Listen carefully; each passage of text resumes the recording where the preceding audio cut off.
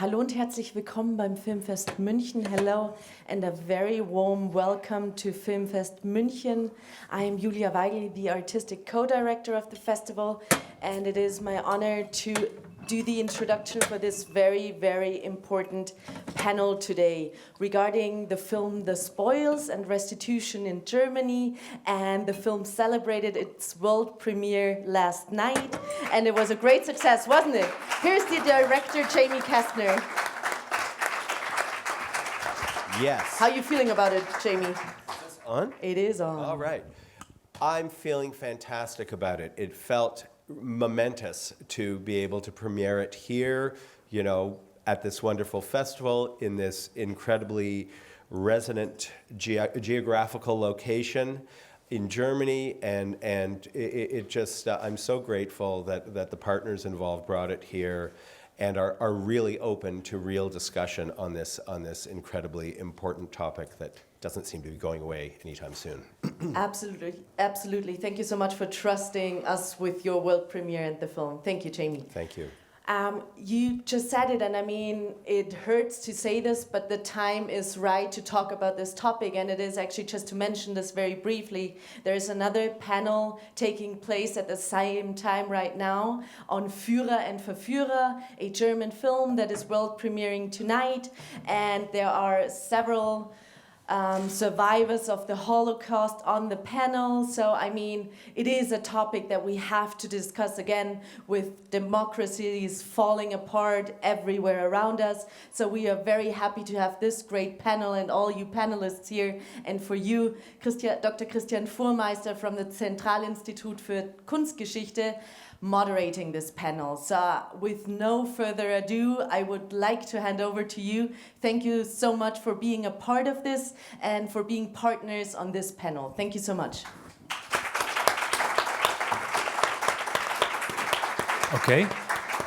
Yes, thank you very much, and thank you all for the audience. Before we get off, I need to introduce you to our speakers, to our panelists. So to my left is Elisabeth Sandmann. She is a author and publisher.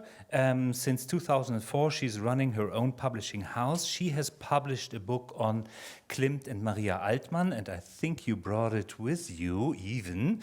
And you just recently, you published a book in your publishing house on Rose Valland. So this is, let's say, part of the art looting and restitution business thing. Then next, Jamie Kastner, acclaimed Canadian documentary filmer, who has just been introduced. Then we have Catherine Hickley, British-German journalist. Can I say it like this? So you've been working for many, many years for Bloomberg News. You published your book on Hildebrand Gurlitt, English 2015, German edition 2016, and you are mostly writing for Art newspaper and occasionally New York Times. So, and you are an expert in this area of art market issues and how looting is being assessed currently in Germany and in Europe. Including the United States. And then Willi Korte, one of the historian and lawyers, and he's part of the film. So you are indeed. Now a star of a major motion picture. This information that he's part of the film, in Jamie's film, prompts me to ask, who hasn't seen the film yet? Is anyone in this audience who hasn't seen the film? I see a couple of hands. Jamie, could you start and give an update? Two sentences only. What is the film about? Do you know me at all? Yeah. Well, I know it's a challenge, but you can go. How about a live recreation of the entire film? The film is about contemporary scandals surrounding the restitution of Nazi-looted art, focused on the collection of Max Stern, a German-Jewish art dealer whose family collection was, it's a long sentence, liquidated in a forced auction in 1937. He fled to Canada and became that country's largest art dealer. And following his death in 1987, a restitution project in his name has become the most successful such effort in the world. The film is bookended by the story of 2 restitution cases of Max Stern paintings and 2 troubled attempts to honor him in exhibitions. Great. About 6 sentences. Thank you. You did well. So before we start, I would like to do 2 things before we enter the discussion, and that is to talk about the timeline. I think we should have something like 30 minutes among us on the panel, and the remaining 30 minutes I would like to have for you, for the audience, to engage with the panel, to ask whatever you always thought about asking. These are the experts who will probably be able to answer. Then the second thing before we start is it is a special location today. You mentioned the, let's say, parallel event taking place, but it's also the very location. This has been the place of the Lotzbeck Palais, where the Reichsschatzmeister, the treasurer of the Nazi party, was residing in this very place. We have the AK Tech on the other side, that has been the Oberstes Parteigericht der NSDAP. We have Salon Bruckmann over there, and we have, of course, the party center. At the very same time, this party center has been writing over and transforming the former, at least partly Jewish art trade center of Munich, also in this vicinity in Brienner Straße. So if I look over there, I can see the former Rosenthal building, I can see Drei, Lemmle, Fischmann, Einstein, and so on and so forth. So we are part, if we like it or not, as of 2024 today, of a story of transformations and superseding sediments of history, as we are discussing this right now. So that is important also for me as an art historian in this area, that there is a long strata we're doing. So let's talk about Nazi-looted art. I would like to, for those of you who are not familiar with this particular area, only one sentence on my behalf. That is, in 1998, there are the Washington Principles, who established a soft law, international accord. Then things got started slowly, and this spring in March, the best practices, 25 years of Washington Principles, were issued. We are looking at a rapidly evolving scene where you have progress and regress, where you have movements in many directions. And what I would like to start with for the panel is that I quote Ludwig von Pufendorf, who, talking about Susanna Anna, the museum director in Düsseldorf, in 2014 announcing an exhibition for 2018 in the context of the restitution of Schadow's self-portrait. Pufendorf calls her announcement of the exhibition a aggressive Form des Gedenkens durch das Museum, an aggressive form of commemoration. So, planning an exhibition on the fate of Max Stern, a Düsseldorf Jewish art dealer. So, aggressive form of commemorating, to translate this literally. Frau Sandmann, what is an aggressive form of commemoration for you? How do we feel about that kind of semantics? Well, I can tell you that I have a very personal experience with Mr. Pufendorf myself. So I can only tell you that I consider him a very friendly and aggressive person. So he has a very, I mean, as you can see in the film, you can see that he has a very subtle or not so subtle way, but he's very aggressive in a certain way. And I can tell you that he addressed me when we published this book. This is a book that we did with Monika Tatzko and Melissa Müller, Lost Lives, Lost Art. And there is the case of the Kirchner case, and he asked me whether I would agree him to publish the case that is in the book, to republish in his publication. And then I said, no, I don't. And then he said, well, if you don't agree, then we will put a blank page and say that you didn't agree. And then I said, well, and do you want this? So he was quite aggressive I must say. And then I said, I don't want this. And in the meantime, we've gotten back to the publishing house who was supposedly publishing this book. It was Hirmer at the time. And in a way, somehow we managed to stop that publication. And I was very happy to stop that publication by just not doing what he was, he felt so strongly that I would say, well, I'm so intimidated. Yes, of course, yes, I agree to everything. So I had the experience with Mr. Pufendorf. And Mr. Pufendorf is, to ask someone like Pufendorf, if you see him in the film, you immediately think, what a man. I mean, how on earth can you ask such a man how do you want to work with such a man? So that's my experience. In case it's not clear for those who haven't seen the film and don't know this, the Mr. Pufendorf is a Berlin-based lawyer who has frequently appears in court cases involving restitution on the side that is objecting to the restitution. So, but Catherine, maybe you could continue. So, because we're living in a time where Erinnerungskultur is trying to play an increasing role.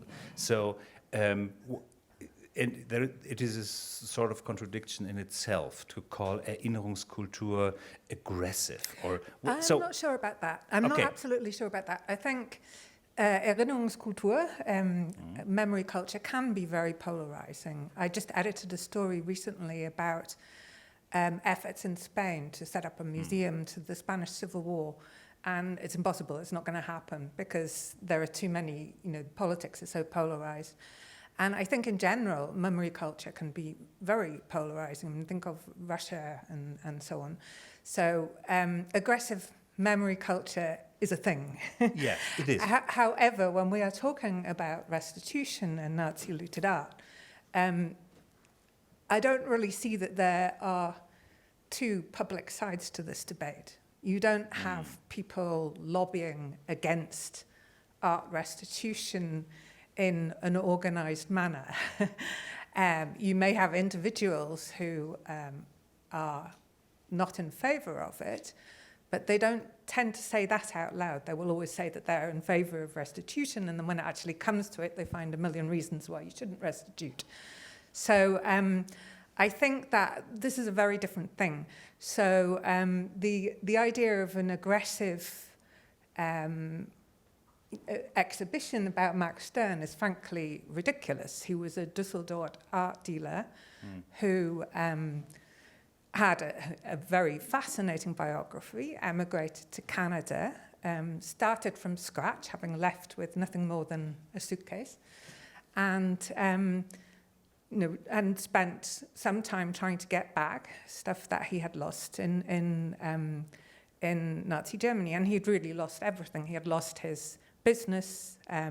Willi's the best person to tell you about this, but his gallery was, the inventory of his gallery was sold in a forced sale in Düsseldorf at the auction house Lempeltz.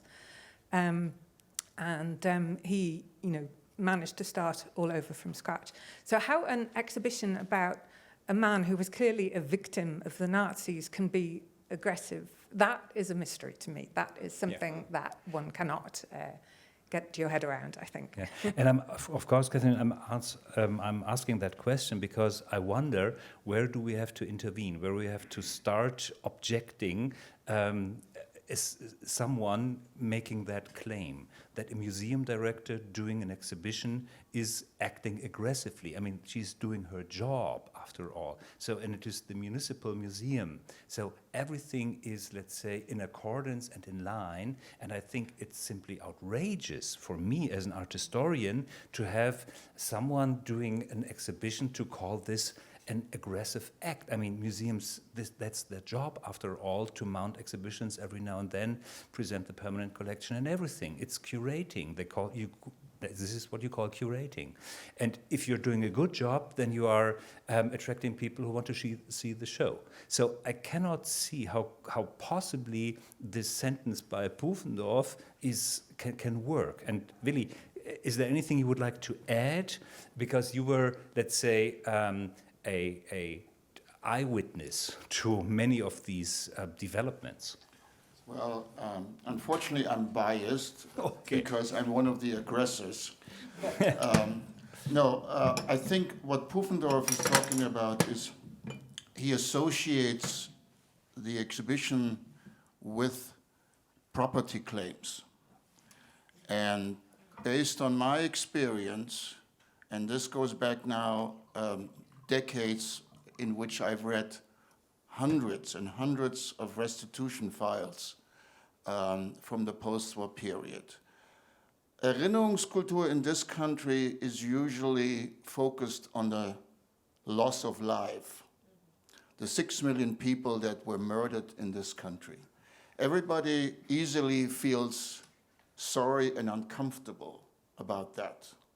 Good thing is all these people are dead, so you don't have to really worry about them anymore. But it's a completely different story when it comes to efforts to reclaim what was stolen from you. Because there has always been a tendency, and I say this in light of my study of hundreds and hundreds of restitution files, there has always been a great reluctance, unwillingness in this country since the end of World War II to return to those people from whom it was stolen what rightfully belongs to them. And therefore, the term to be aggressive is an old one that goes back to those days in the 50s, and aggressive was understood to be in connection with being greedy, that people are aggressively pursuing their rights, their claims. That is my interpretation and understanding of aggression in connection with what the descendants or the victims of the Holocaust are trying to do. Yeah, thank you. This is, I think, important clarifications, and he would then go on and say, because that was the case with Susanne Anna, he had to die Reißleine ziehen, pull the plug, is the translation there. And so this is something like one strand or one line of the film. It's not the whole film, but it's one important thing, I believe, for you to get into the issue and the intricacies of the topic. The other larger question that comes to my mind is, this is a film that is different from what we see in German documentary filmmaking, also television stories, Dreisat or whatever. We have different reportage, as you say in German. So I wonder, is there a truly, genuinely Canadian perspective to this? It is, by definition, already because of Max Stern and because of you. But in addition, with regard to the narrative or to the visuals, and this is also because this is, of course, an international audience, and we do have Canadian visitors with us. So, Jamie, this question goes to you first and foremost. How Canadian is this film, after all? As Canadian as pea meal bacon. I think that it's true that we are, the filmmakers are Canadian, and I should acknowledge the film's producer, Laura Baron-Kastner, and our excellent, masterful editor, Michael Hannon, also are in the room. We are Canadian, and I think that we bring, I think in a way, by definition as Canadians, we can always bring a kind of outsider eye to things. I think it's why we have we're recognized as having a disproportionate number of comedians in Hollywood, is because we come from a culture that doesn't take itself as seriously as the bigger, more established, more official ones. Insofar as one can generalize about these things. So I think that we kind of bring that to an event. The other thing, also perhaps not insignificant, is that we're Jews. And we, are people who come from people who either survived the Holocaust or narrowly escaped the Holocaust, and thus have grown up with the rather profound imprint that puts on you, consciously and otherwise, of existence and your precarious position in it. Also, I would say that just going back to the Canadian thing for 1 second, when I first heard about this, which I did through coverage in the Canadian media, and a colleague of mine who had been covering the case and the cancellation, as I first learned about just the existence of lawyers like Pufendorf, trying to quantify and argue like angels on the head of a pin over things like how much Jews were suffering in, mid-November 1933 versus early, February the next year, whether it meant they could kind of cross legally or comfortably cross, a sidewalk or half a street versus, put 1 foot up on a bench, or I was appalled. And in Canada, by contrast, if it's inconceivable, it's actually hilariously tone deaf, by contrast to the way that comparable discussions are had about, restitution, shall we say, type issues. Let's say dealing with Indigenous people. To conceive of, I'm probably jumping way ahead here, but to conceive of a panel making such decisions on, if you substitute in a Canadian context, if you substitute the word Jewish for Indigenous, a people who have been, largely fucked over. And you can imagine having a panel making decisions about this that did not involve any Indigenous people, like that. No one in Canada would ever have the nerve to ever make such a proposal in public, So I think, it's a completely, to say it sounds to a Canadian ear like an incredibly tone-deaf discussion would be an extremely diplomatic way of putting it.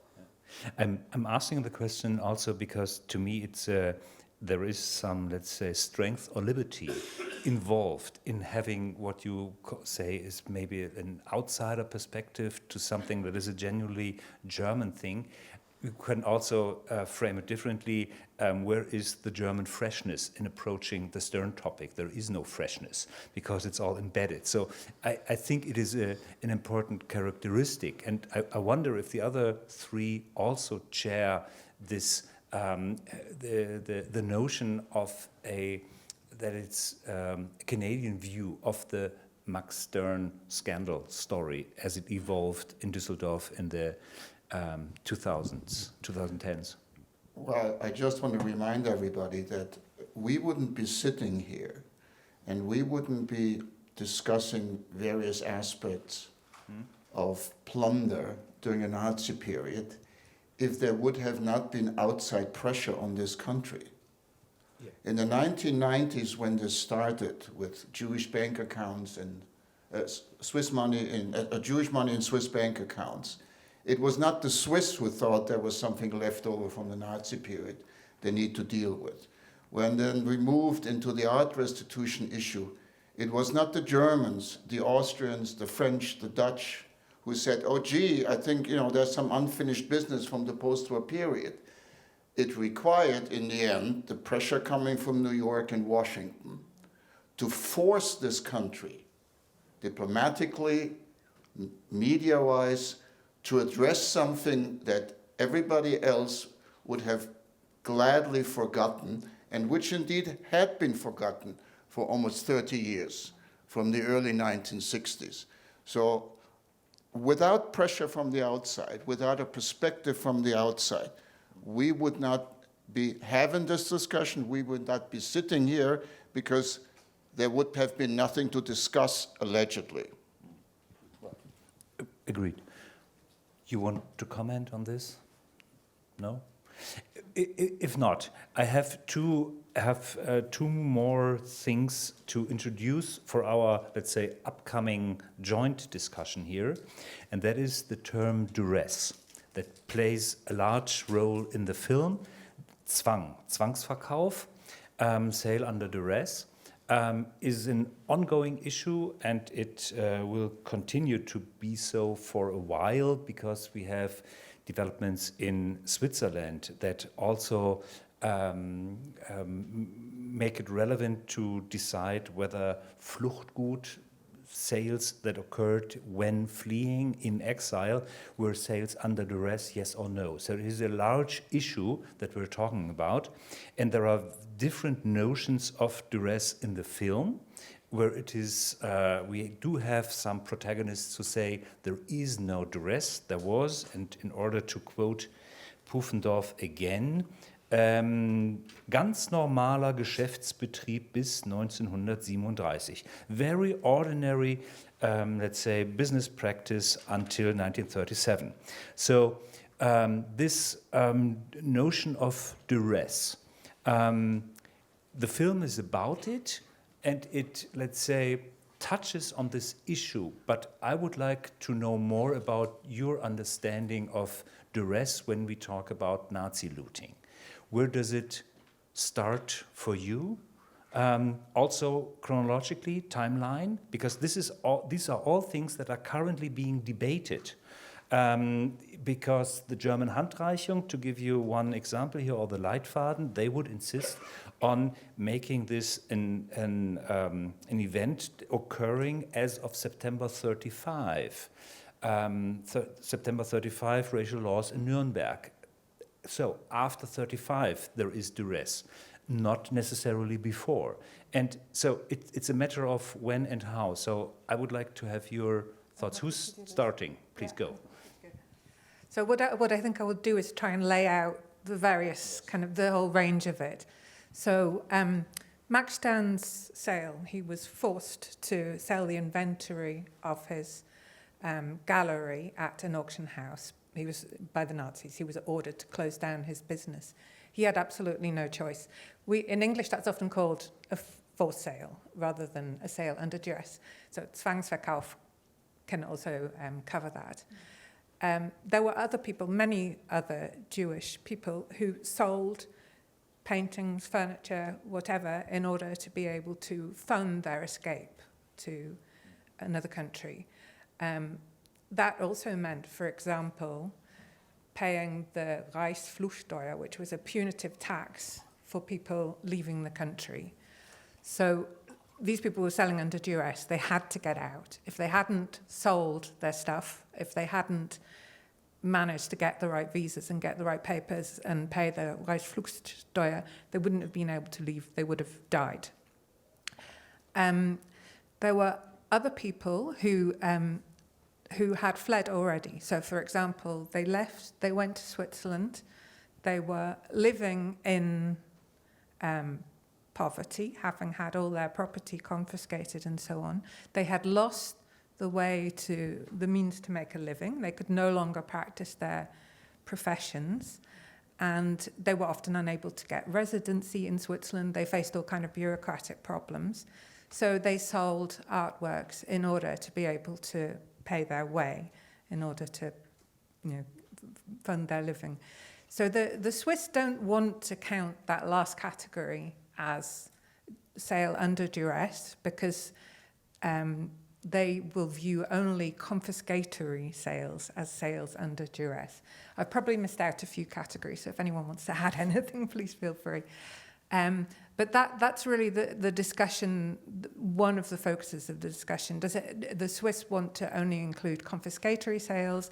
They believe that anything that was sold after people had already emigrated doesn't count as a sale under duress, or not in most circumstances. Of course, they'll say you have to look at each individual case.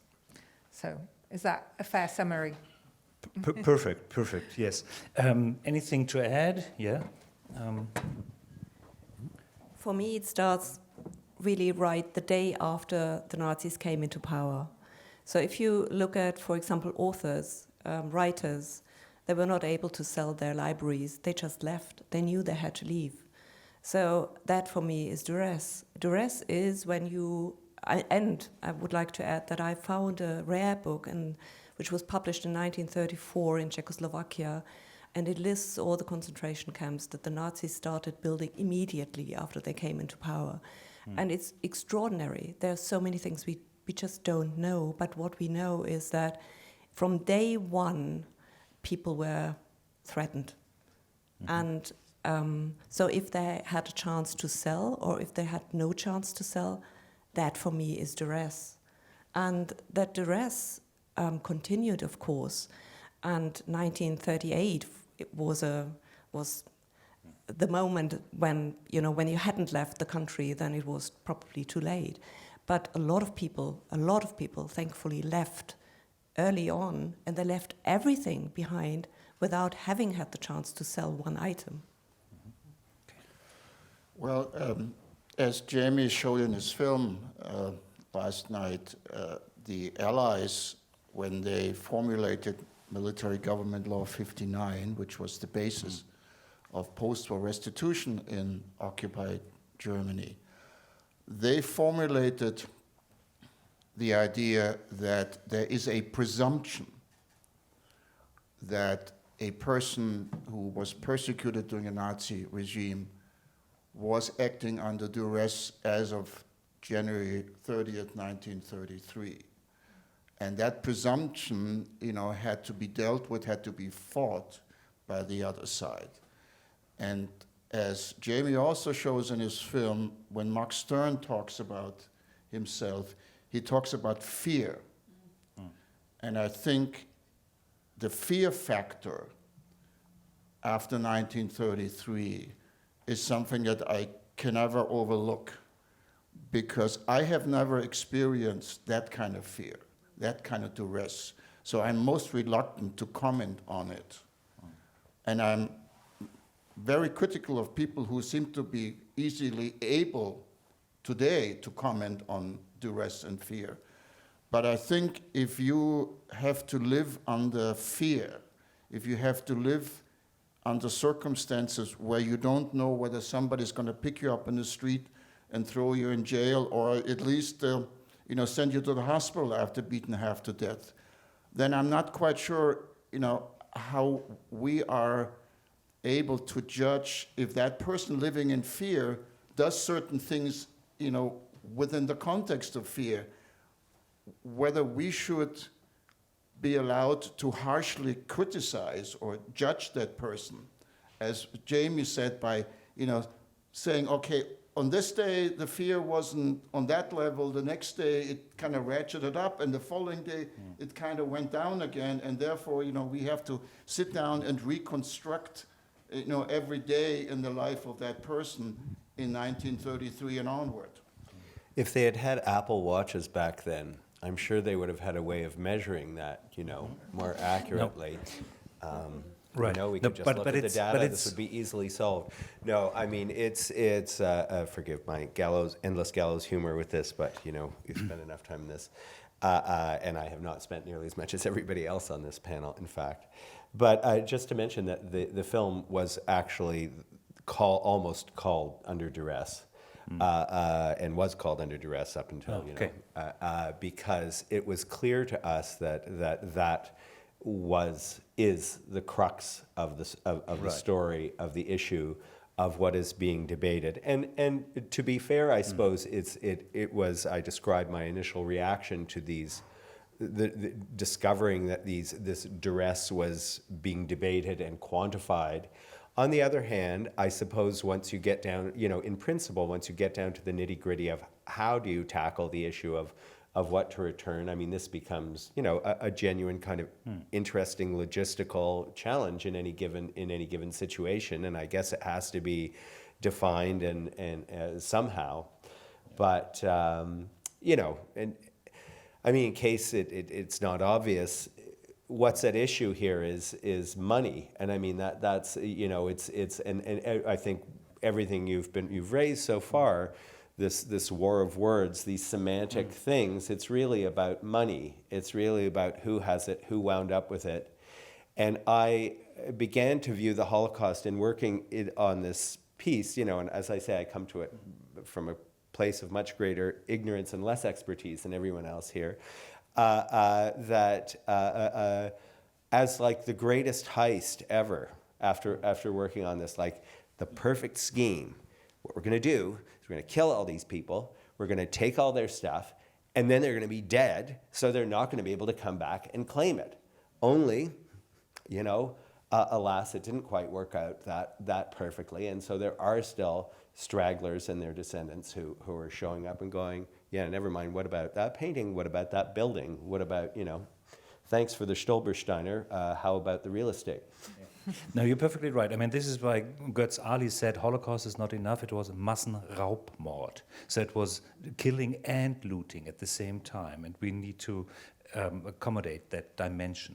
So, but Catherine, please. Yeah, I just wanted to say something about the role of the Max Stern project and the Max Stern estate in this discussion, and just to make clear how different that situation is from most claimants.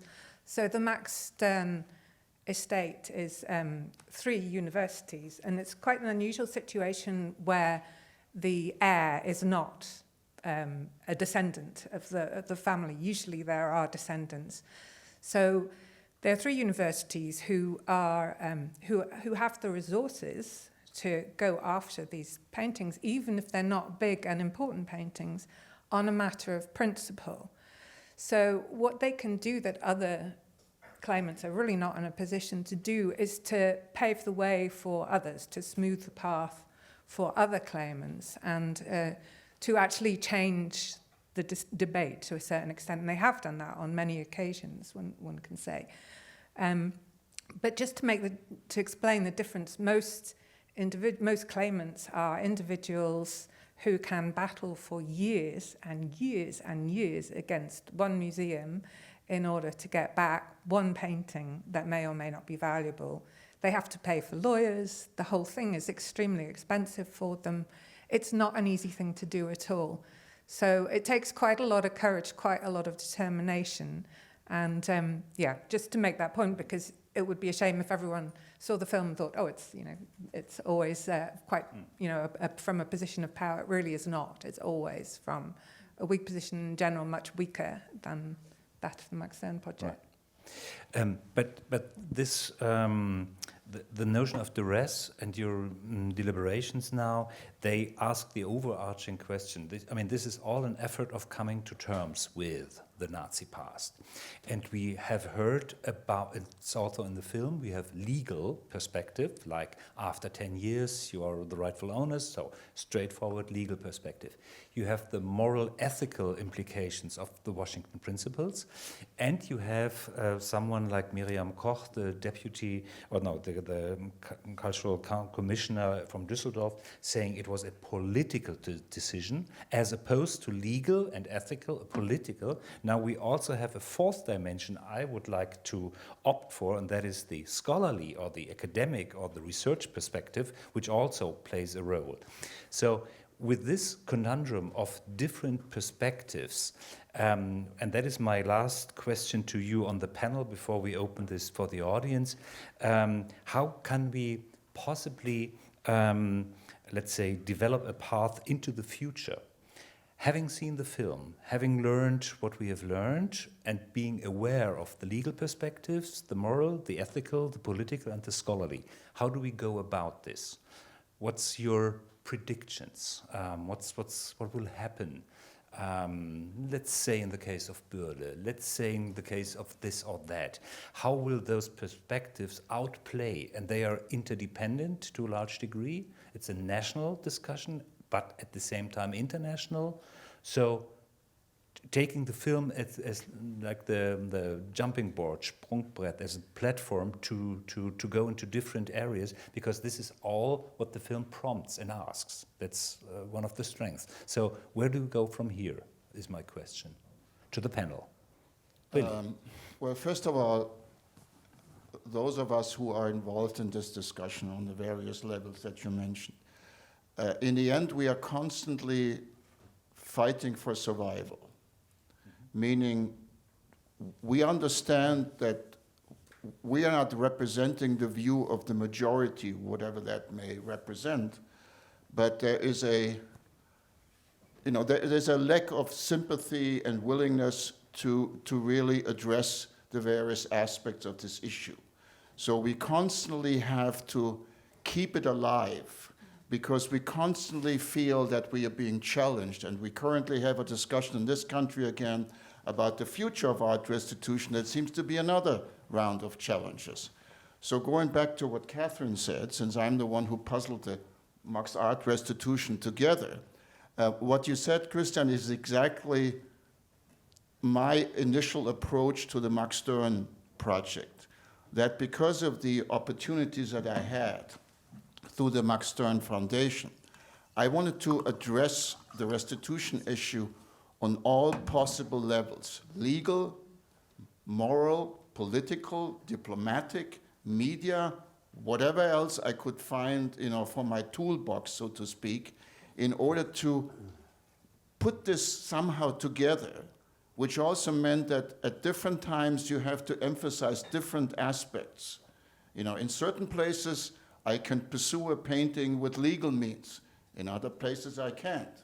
So the Stern Foundation has always looked at its efforts as something that goes beyond the Stern Foundation's immediate interest, Max Stern's immediate paintings, that because of the abilities that we have, we want to, A, make sure that the discussion stays alive, and B, we want to pursue certain things where the result goes beyond, way beyond, the individual work of art or the particular interest of the Stern Foundation, in order to keep this discussion, which I think is constantly being challenged, alive. Yes. Any additions there, or are we ready to go? Do we have a microphone for the audience? I have a question, because from what I understood in the film, and this is really a question to you, I understood that at the end, when the painting is restituted, it was only possible because there was a political change. There was, there was the city council, and they voted to give the painting back, but I didn't understand why did they vote for it. Were there legal reasons? Were there political reasons, ethical reasons? What were the reasons? Or was that merely because Miriam Koch was just wanted to please you? Or what was it? I didn't really understand it. Sorry. Or was it because a documentary was being made? What do you think, Willi? Well, nothing had changed in the historical facts of the story. So the same set of facts that had been established over a period of 10 years were there when the city declined to return the painting, and they were there when they decided to return the painting. So in the end, I cannot tell you what moved Frau Koch or the new mayor in Düsseldorf to change their mind radically by 180 degrees. When we talked to her, she referred to the reputational damage that the exhibition cancellation and the discussion about the painting had caused to the city of Düsseldorf. So maybe that was one factor that in order to clean that up, it was, I think she probably understood in order to clean that up, she would have to deal with the painting. And because we made clear that one thing, cannot be separate from the other. I was just going to say as well, I think that it wouldn't be the first time that a Social Democrat-led or Green-led coalition was more favourable to restitution than the CDU. I mean, if we look at Bavaria, for example, with the case of Madame Soler, it's the government that is always opposing taking that to the panel, and in Parliament there's been Greens and Social Democrats up in arms about it, saying we have to do this. It's our duty. So that wouldn't be the first time that that's the case, if it is a political situation. Also, correct me if I'm wrong in remembering this, because there is a bit of a lag between when you finish a film, it appears, and when it finally gets launched. But you had explained to me, Willi, at one time about the and this touches on what you were talking about and all the duress and the time and what is acceptable from where. But with each case, it seems to me, and this is why, right, people are fighting tooth and nail over these things, the window for what is claimable potentially has been widening. You know, in other words, when you first started, broadly speaking, when you first started pursuing claims against Dusseldorf, you'll remember the exact dates better than I, obviously, but it was only up, and it was from 30. Anything that happened from 37 on was considered duress, and then another case was you guys won another case a few years later, and that pushed it to 35, and then to 34. So wasn't there some element of other cases that you had won having established precedents by the time Kinder des Künstlers came back around that made it now more claimable as a result of those precedents that you had established? Yeah, but let's not forget that this whole restitution issue started as a political animal because the US government, based on a certain case in New York with Porto da Valle, saw the need to address the issue. And based on those political considerations, the Washington Conference was organized. And as you said, Christian, the result was soft law. And it still is soft law. And with all due respect to the scholars, it is not a scholarly issue. It's not really a legal issue. It is a moral, political issue, and therefore, if there's a decision to make a certain political decision, it will override everything else if that decision is being made to return something or not return something. Well, and then as such, I mean, it did strike me as it's a tricky subject to get one's head around, but that it is has been this, you can see it as this battle that has played out kind of like a video game or something that leaps between these different platforms that you just articulated, and sometimes it has this guise and sometimes it has that guise. Now, another way of phrasing that is just what you said, it's all political. And what form of phrasing it or characterizing it is going to be most beneficial to whom at what stage in the battle. My sense of the trajectory of this film and what it suggests about the future is that keep on fighting because it's not going to get any easier. Right. But still, I mean, Elisabeth Sandmann's question, what prompted the change? You said facts didn't change, everything was the same, so it was the overall assessment, and that leaves me unhappy because it means we only need a scandal to do the right thing. Why can we not, let's say, properly act? Why is this needed?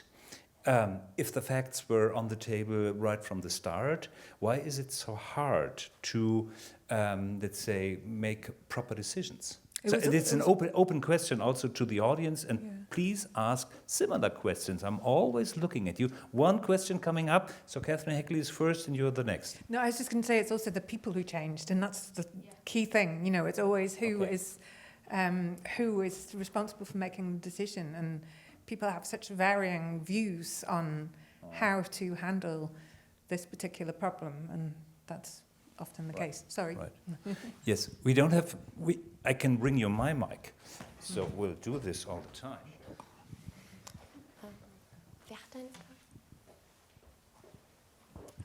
Hi, thanks. The film was great. I appreciated the scholarship as well.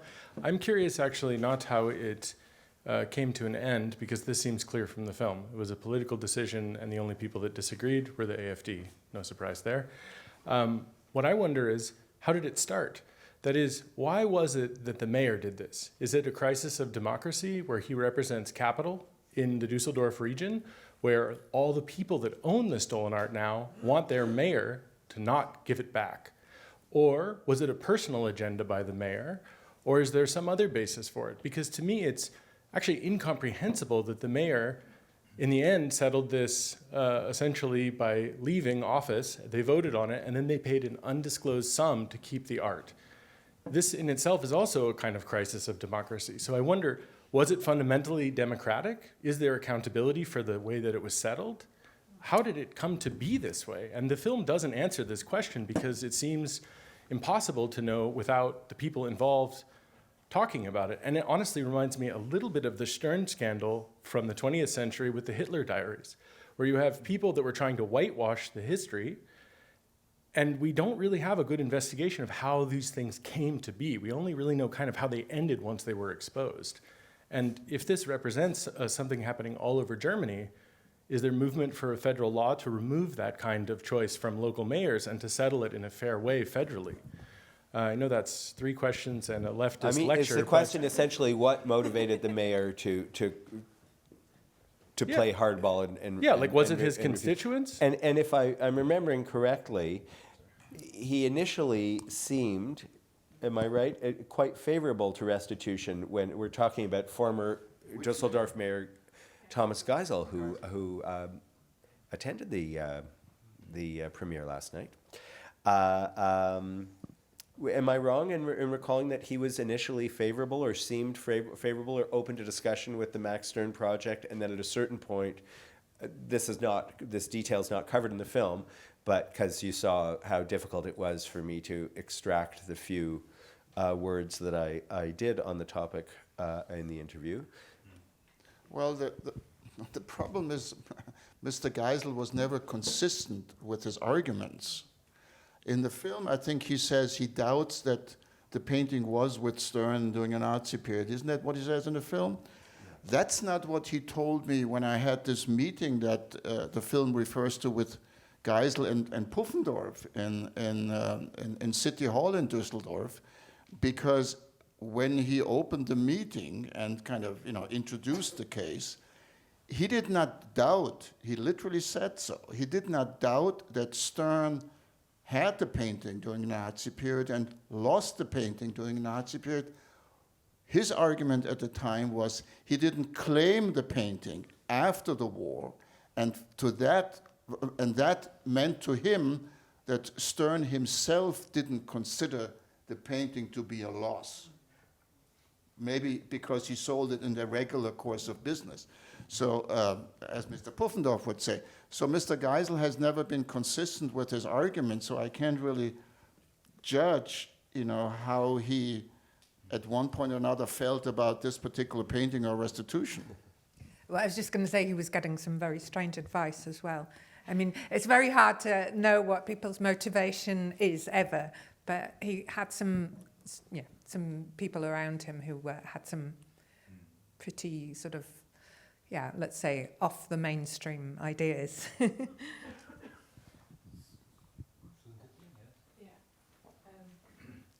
Thank you so much. Thank you for the film. Thank you for the discussion. I would like to go back to what you told me after the film screening in the morning. You said that you had to buy the interview with the museum director Susanne Ahner from 2014, because that's material earlier than you started with the film, with the scandal already being, having started. And I think it's fantastic to see how straightforward she is and how positive the attitude was towards the exhibition. Everything I see, I was an exhibition maker myself. The concept was brilliant, straightforward, the discussion was nice, everybody was relaxed about discussing it, and there was, if I remember correctly, please correct me if I'm wrong, there was this other painting, this self-portrait of Shadow, which already had been restituted and was allowed to stay in place in the museum, so there was consent on all sides. And then at a certain point, when it came to the exhibition, there must have been the discussion about putting into that exhibition the painting with the children of Shadow. And that seemed to be a weak point in the city. They were afraid, somebody must have been afraid to lose that painting. And then the question to me always occurs, everybody was relaxed in Düsseldorf until somebody brought in that lawyer from Berlin, and everybody was consulting with the mayor and also with a responsible person for the cultural department, and they seemed to be so insecure. They had no idea how provenance research works. They talked to this person to talk to somebody else. Who the hell brought in this lawyer? Who the hell told them, now you have to be nervous, you could lose something, instead of coming up immediately with that wonderful solution that Miriam Koch, or whatever her name was, came up at the end for political reasons, simply to not cause any more reputational damage to the city. Yeah, that was my question. Who the hell brought in this person, and at what certain point? Because it seemed the concept for the first exhibition was so good and would have just opened up a discussion with an open end and a diplomatic solution maybe would be possible, whatever it would be. So. Well, it is very gratifying that this film is part of these conversations and is generating these conversations and questions. First of all, thank you. I think that, sorry, were you, okay. I mean, I think it's tied to the previous gentleman's question as well. What went wrong? What changed? Obviously, there was a thing, and I don't think anybody quite knows, because, I mean, it's a shame former Mayor Geisel didn't stick around till today. I'm sure we could have just asked him. But no, I mean, kidding aside, I did try to ask him in the film, and we see what happens. Now, what was really behind that? I mean, I can only surmise that it comes back to the root of this discussion and the root of your earlier question, Christian, of why aren't people just doing the right thing without scandals? Because there's money at stake. Basically, and money trumps morals, often it appears, with human beings. And I can only guess that, there's the question, right, still, of where are all these other paintings from the Stern collection that are probably somewhere in that neighborhood. Somebody owns them, they're worth something, and I'm just speculating here. And maybe they're not too keen to give them back, and maybe these are people with money, maybe they have the ear of the mayor. Who's ever heard of such a thing in politics? Well, to go into the history of our relationship with the city of Düsseldorf, Max Stern was very much a Düsseldorf story.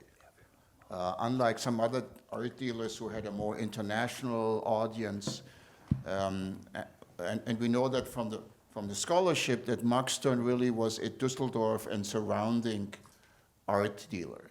So when we started the restitution project, and I discussed that with the Stern Foundation, all of the activities that the Stern Foundation undertakes have to be seen within the context of Max Stern's legacy as sort of the overarching sort of approach towards whatever we do and what I'm doing.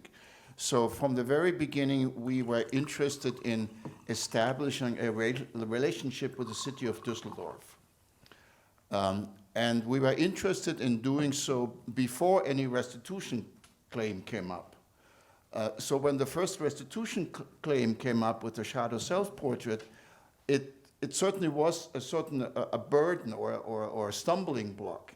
And just to be complete, the city was initially represented by von Pufendorf II in that case, who then miraculously disappeared from the scene, and the city miraculously decided to return the painting. And do not ask me what went into that decision.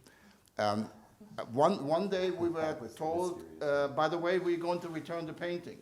So based on that, we felt encouraged to increase our efforts with the city to establish a closer relationship in the context of Max Stern's legacy in Düsseldorf, and that's how we established the relationship with the Stadtmuseum, and that's how the exhibition concept came up, and that's how the Stern Foundation decided to leave the painting in the Stadtmuseum. I want to emphasize that when we discussed the concept of the exhibition, I was adamant to not be included in that exhibition, because I told the city from the beginning, I represent the restitution interest of the foundation, and I do not want to be part of this exhibition in order to avoid that it could be easily criticized to be a vehicle to advance the restitution claims. which of course, was all over the place in the end as an argument.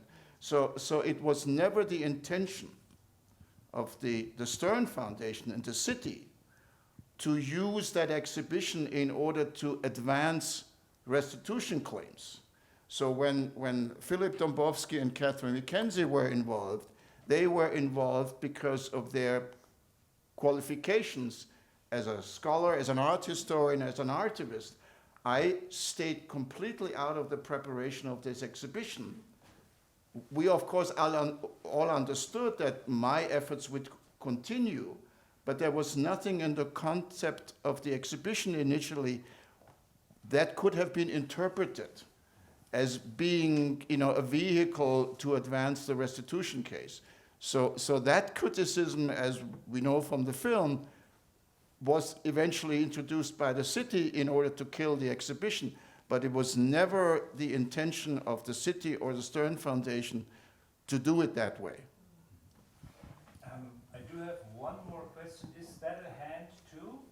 No, it's not. So no more hands. If anybody else wants to chime in, now would be the time to go forward. No, there's no one else, so you're the last one, the last audience question. All right.